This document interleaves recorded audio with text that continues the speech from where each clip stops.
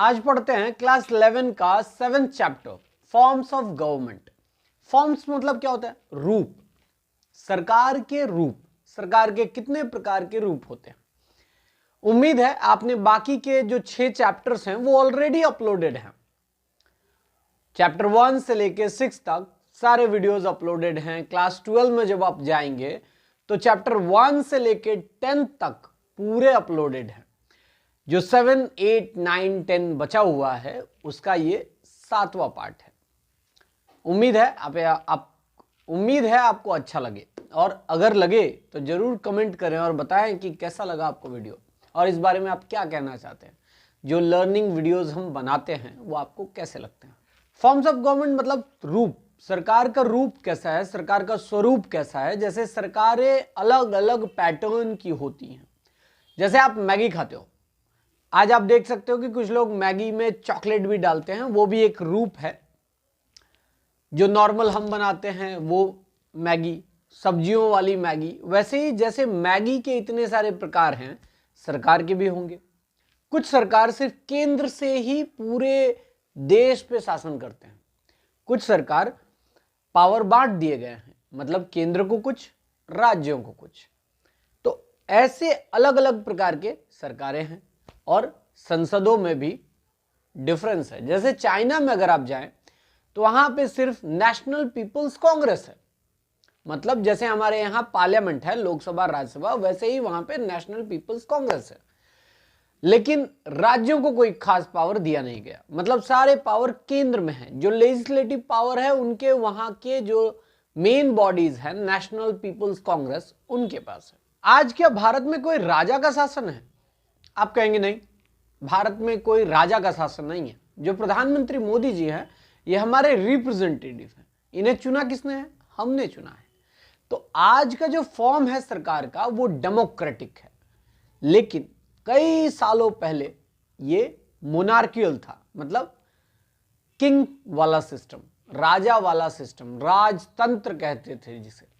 तो एक राजा होता था और वही पूरे राज्य का शासन करता था। जब राजा पूरे क्रूर रूप में आ जाता था, मतलब एकदम मारना पीटना, और अपनी गद्दी को बरकरार रखने के लिए जनता भले मार दी जाए, रौंद दी जाए, उसे कहते हैं ट्रिनिकल। जैसे भल्लाल देव एक प्रकार का राजा था बाहुबली में, और दूसरी तरफ बाहुबली, महेंद्र बाहुबली।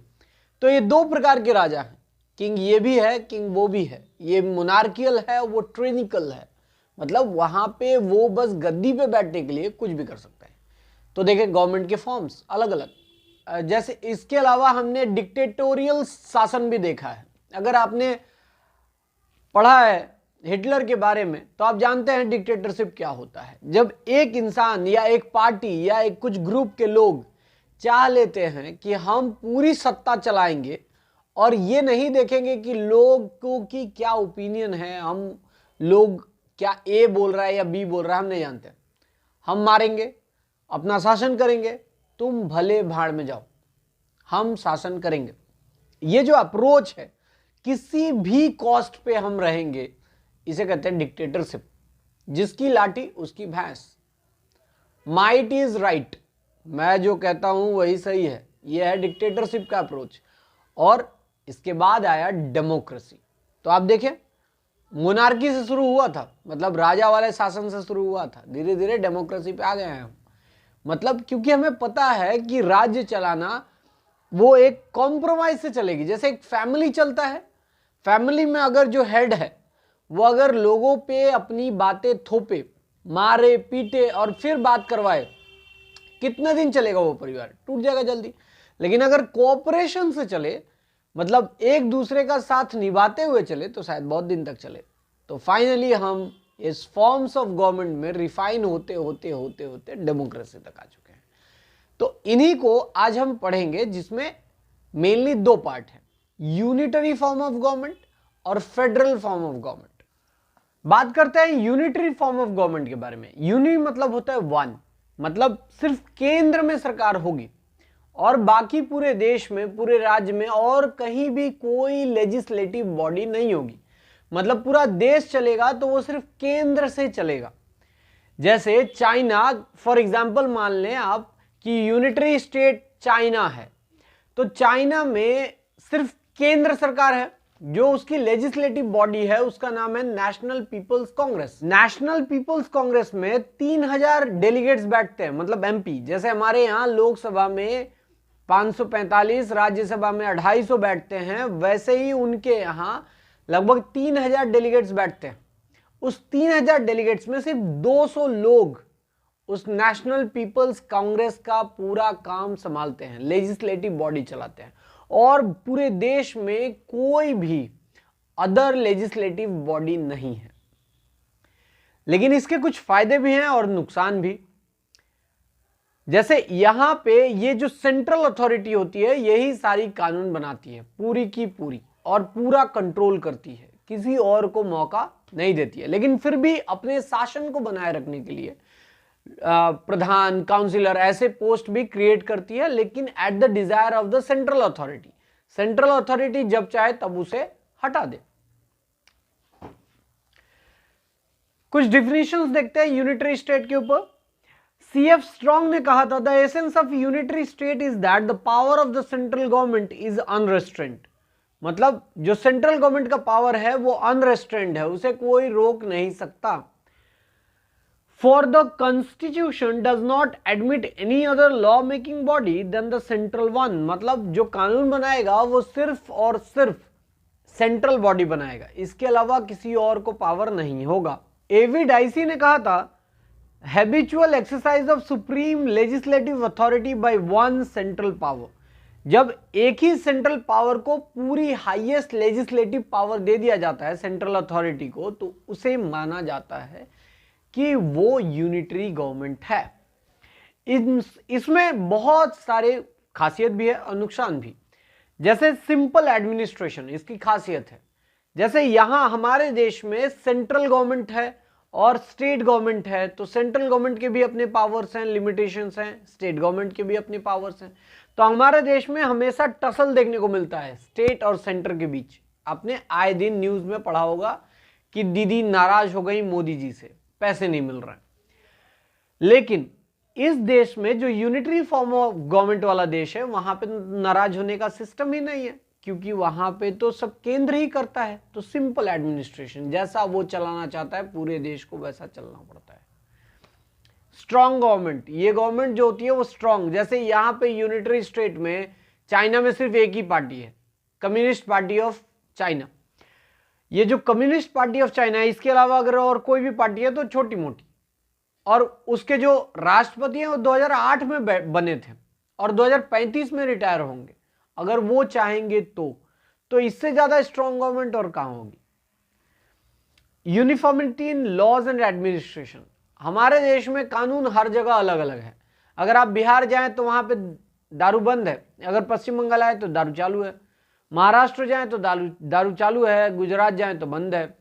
तो एक ही देश में इतने सारे अलग अलग कानून हैं। क्यों? क्योंकि हमारे केंद्र में भी पावर है और राज्यों में भी। तो कुछ राज्य चाहते हैं कि इसे बंद कर दिया जाए, लेकिन इन देशों में ऐसा नहीं है, यूनिफॉर्म लॉ है पूरे देश में एक जैसा। यूनिटी एंड इंटीग्रेशन, जानने को मिलता है कि ये देश ज्यादा यूनाइटेड है क्योंकि सेंट्रल गवर्नमेंट ही चलाती है और उससे टकराना आसान काम नहीं है।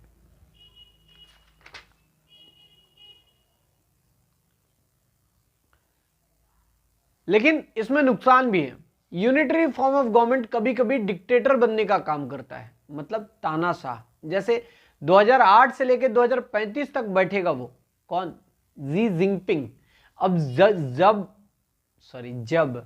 जब जी जिनपिंग 2035 तक बैठेगा तो ऑलरेडी वो डिक्टेटरशिप है, जहां की जनता कुछ बोल नहीं पा रही है। कम से कम स्टेट गवर्नमेंट, हमारे देश में अलग अलग स्टेट गवर्नमेंट्स हैं, तो उनका अलग अलग रूल्स है, मतलब अलग अलग प्रकार का गवर्नेंस है, अलग अलग प्रकार का शासन है। तो यहाँ पे थोड़ा फायदा है, थोड़ा बोलने का स्कोप है, लेकिन उनके देश में कोई भी बोलने का स्कोप नहीं है, जो कि लिमिटेड है। अब बात करते हैं फेडरल स्ट्रक्चर के बारे में। हमारा जो देश है वो फेडरल स्ट्रक्चर वाला देश है, जहां पे 2 सेटअप्स ऑफ गवर्नमेंट काम करती है, एक केंद्र में, एक राज्यों में। केंद्र में भी कानून बनाने की व्यवस्था है, लोकसभा, राज्यसभा। हर राज्य में भी व्यवस्था है, विधानसभा किसी किसी राज्यों में विधानसभा भी है और विधान परिषद भी है, कुछ 5 राज्यों में।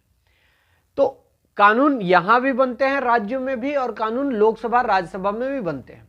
तो ये 2 प्रकार के हुए, इसलिए इसे फेडरल स्ट्रक्चर कहा जाता है। अब वो जो कानून बनाता है सेंटर, वो पूरे इंडिया पे एप्लीकेबल होता है, मतलब जहां तक इंडियन स्टेट है वहां तक वो लागू होगा, और जो स्टेट का विधानसभा पास करता है वो सिर्फ और सिर्फ उसी स्टेट के टेरिटरी पे लागू होगा। फेडरल स्ट्रक्चर इंडिया के अलावा मैक्सिको में है, कनाडा में है, ऑस्ट्रेलिया में है। मतलब इस प्रकार की गवर्नेंस है, मतलब जहां पे केंद्र को भी पावर है और प्रोविंस को भी, क्षेत्रों को भी, राज्यों को भी पावर दिया गया है। केसी वेयर ने कहा था, by the federal principle I mean the method of dividing power so that the general and regional governments are each within sphere coordinate and independent. मानते हैं कि पावर जो होना चाहिए वो बटा होना चाहिए, ताकि रीजनल मतलब जो राज्य है और जो केंद्र है वो मिल के काम कर सके। जैसे केरल की भाषा अलग है, बोलने वाले अलग हैं, उनका तौर तरीका, कल्चर सब कुछ अलग है, और हमारे मोदी जी का हिंदी भाषी है जो हम लोग बोल पा रहे हैं, तो यहां तो बिल्कुल अलग। मतलब अगर वहां के जो मुख्यमंत्री हैं जब प्रधानमंत्री से मिलते होंगे तो ऑब्वियसली वो लोग हिंदी में नहीं बात कर सकते, तो या तो उन्हें ट्रांसलेटर चाहिए या दोनों का कॉमन लैंग्वेज इंग्लिश। तो 2 अलग अलग सेट हो गए। अब अगर मान लें कि सिर्फ यूनिटरी गवर्नमेंट होती और वहां पे कोई मुख्यमंत्री नहीं होता, सिर्फ मोदी जी चलाते, तो जनता केरल की भाषा बोलने वाली और शासक जो है वो हिंदी बोल रहा है, तो तालमेल ही नहीं बैठ पाती। इसलिए स्टेट गवर्नमेंट्स तैयार किए गए ताकि इनका रिप्रेजेंटेटिव केंद्र के रिप्रेजेंटेटिव से आराम से बात कर सके और इस अनुसार देश चले। तो पावर भी डिवाइड हो गई।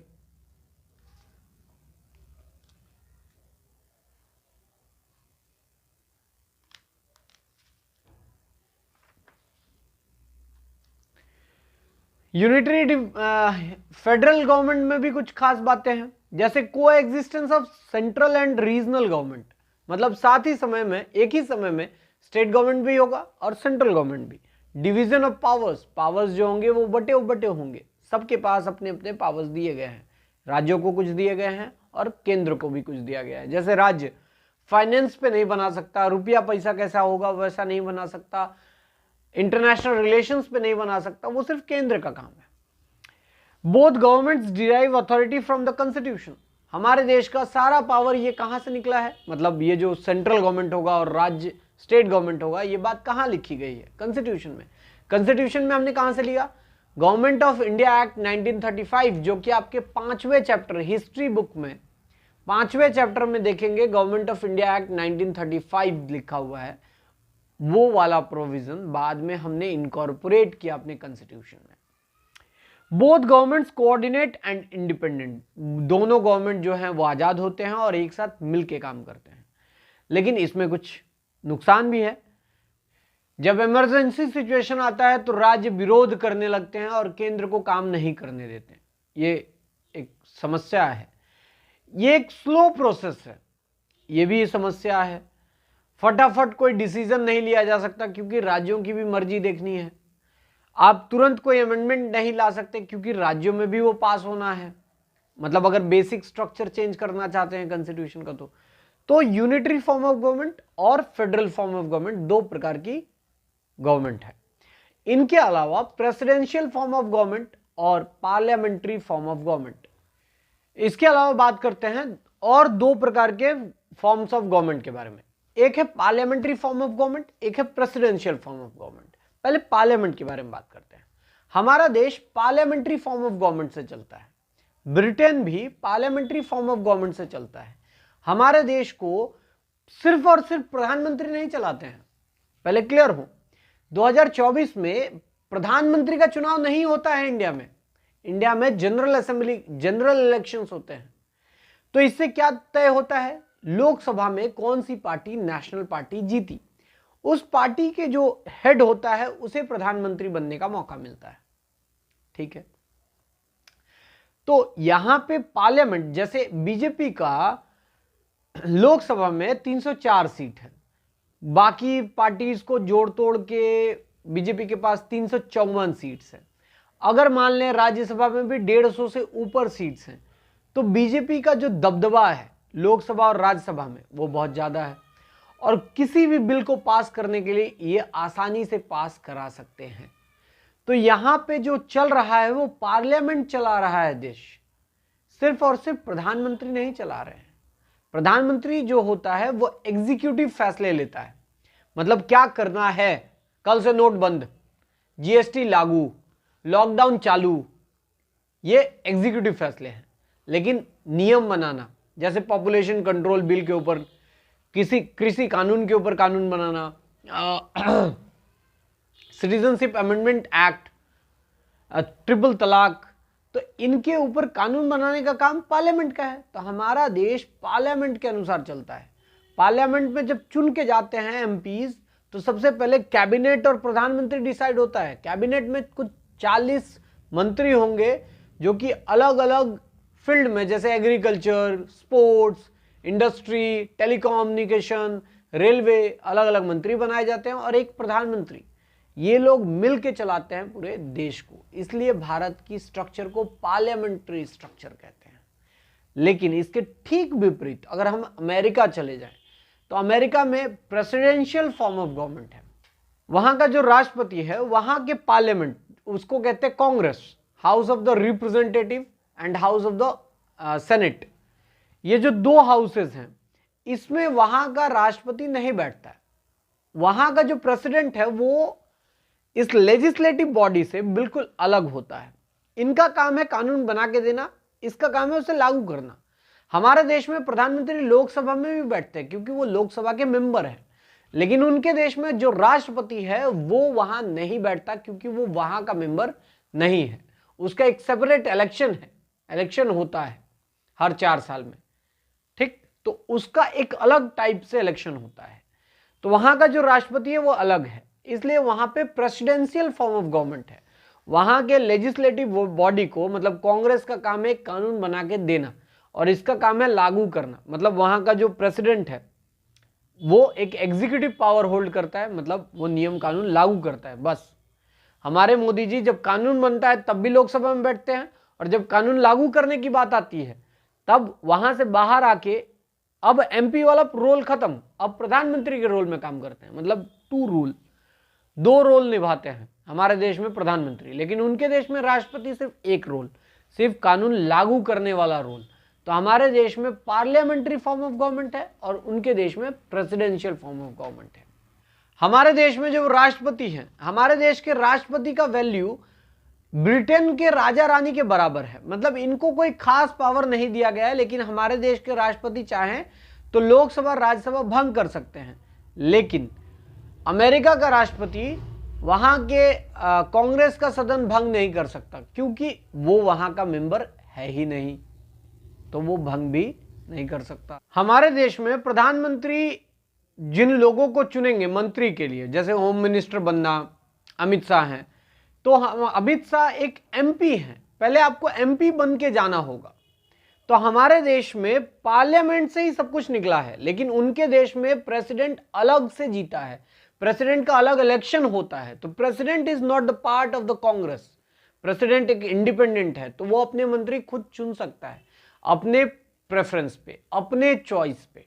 तो ये 2 प्रकार की गवर्नमेंट है, एक देश पार्लियामेंट से चलता है और एक देश प्रेसिडेंट के कहने पे चलता है, प्रेसिडेंट के डिक्टेट पे चलता है। प्रेसिडेंट जो चाहे वो कर सकता है, लेकिन प्रेसिडेंट वहां के सदन को डिसॉल्व नहीं कर सकता, इतना पावर नहीं दिया गया। अब आप थोड़ा ताज्जुब होंगे कि हमारे देश में भैया प्रधानमंत्री 2 रोल में है और उनके देश में उनका राष्ट्रपति सिर्फ 1 रोल में है, क्योंकि उनके देश में सेपरेशन ऑफ पावर की जो थ्योरी है वो पूरे रूप से एप्लीकेबल किया गया। मतलब कानून बनाने वाला अलग, मतलब वहां का कांग्रेस, कानून लागू करने वाला अलग, मतलब वहां का प्रेसिडेंट, न्याय करने वाली व्यवस्था अलग, मतलब वहां का सुप्रीम कोर्ट या जुडिशियल सिस्टम। लेकिन हमारे देश में कानून बनाने वाली बॉडी का नाम है लोकसभा राज्यसभा, कानून लागू करने वाले हमारे प्रधानमंत्री, राष्ट्रपति, मुख्यमंत्री, गवर्नर, पुलिस, इनमें से कुछ लोग ऑलरेडी कानून बनाने वाली में भी बैठते हैं। तो पूरे रूप से कानून बनाने वाले और कानून लागू करने वाले अलग अलग नहीं है, पूरे रूप से नहीं है। इसीलिए दो प्रकार के स्वरूप बने हैं इंडिया में और अमेरिका में। इंडिया में पार्लियामेंट्री फॉर्म ऑफ गवर्नमेंट है और अमेरिका में प्रेसिडेंशियल फॉर्म ऑफ गवर्नमेंट है। उम्मीद है समझ आया हो। अगर कोई क्वेश्चन है तो कमेंट करें, हम जरूर जवाब देंगे। Thank you.